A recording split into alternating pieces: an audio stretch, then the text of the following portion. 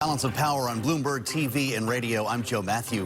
Thanks for joining us. Major airlines have dropped their mask mandates, allowing customers to choose whether or not to mask up. But it's a bit more complicated than that. And for more on reactions to this change, we bring in Sara Nelson, Association of Flight Attendants-CWA President. Sara, it's great to see you. Thank you for coming back to talk to us. The last time we spoke, it was a few weeks back. It was before the mandate actually dropped, and you were talking about some of the many challenges that flight crews have experienced here. Now that it's gone, there's a relief for flight crews, but there's also a patchwork of policies. In some cities, you have to have a mask in the airport only to take it off on the airplane.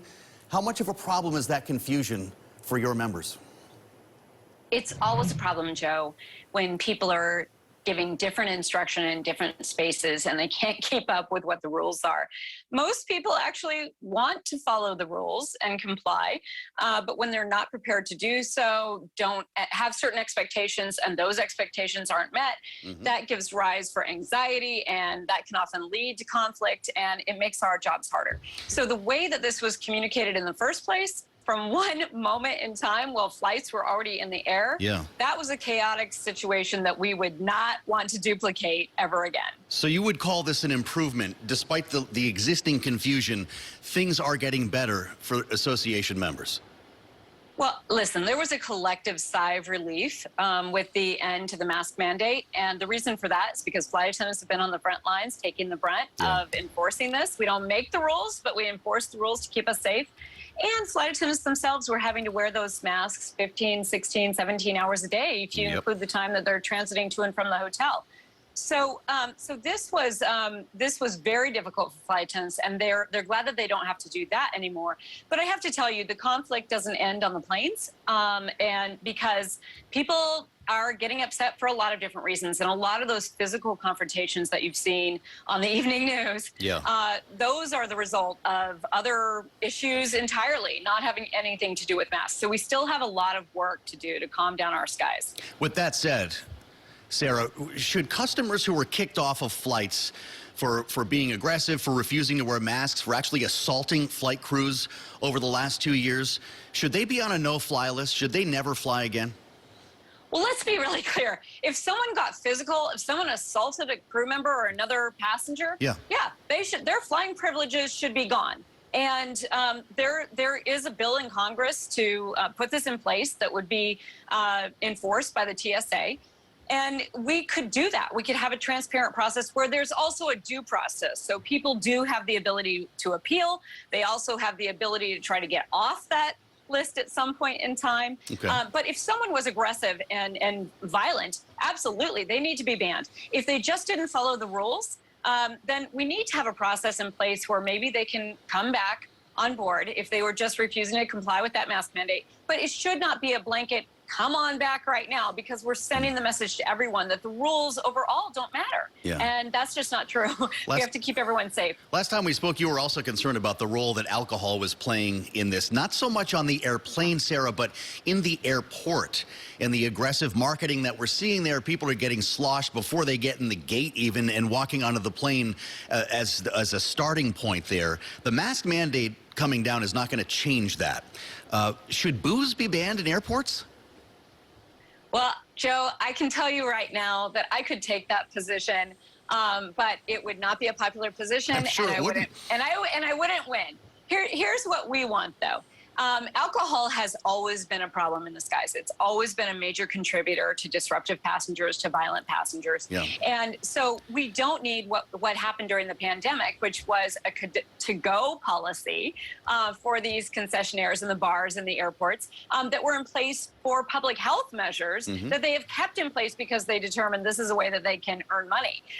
So what we need to do is we really just need to have a crackdown in the airport where we're not pushing the to-go alcohol, where we've got clear signage, and also that all of the bartenders are trained in the stoplight system so that they're not serving people to the point of being inebriated before they come to our planes. And we just have to be really clear with people that the boarding will be denied if you appear to be inebriated, and you can't bring your own alcohol on board. You have to wait to be served by an aviation professional.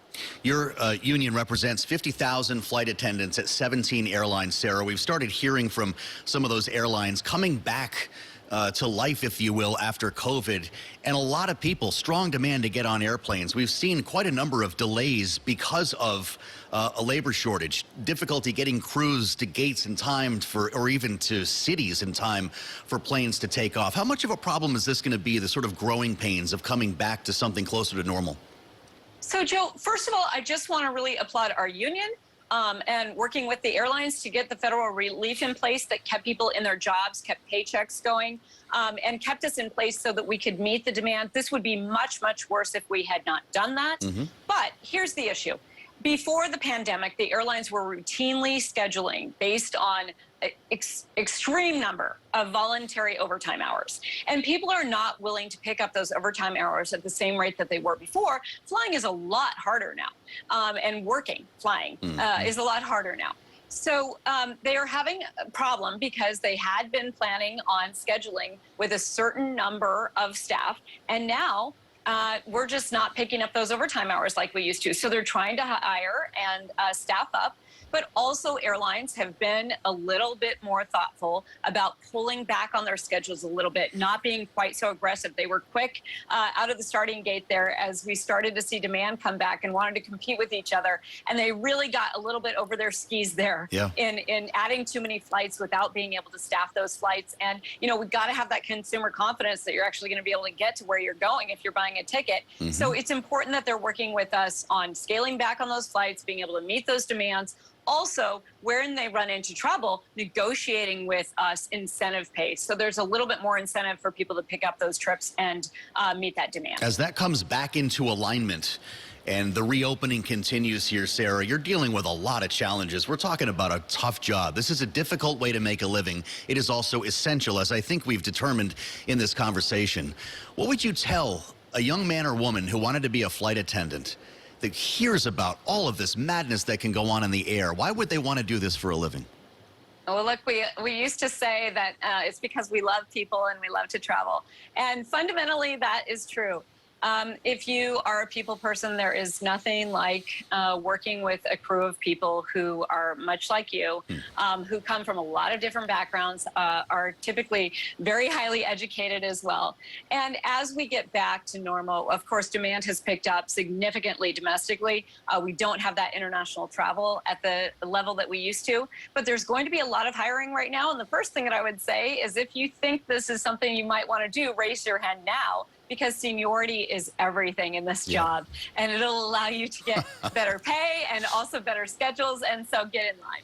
Seek tenure, says Sara Nelson, the president of the Association of Flight Attendants-CWA. Sara, thank you for being with us.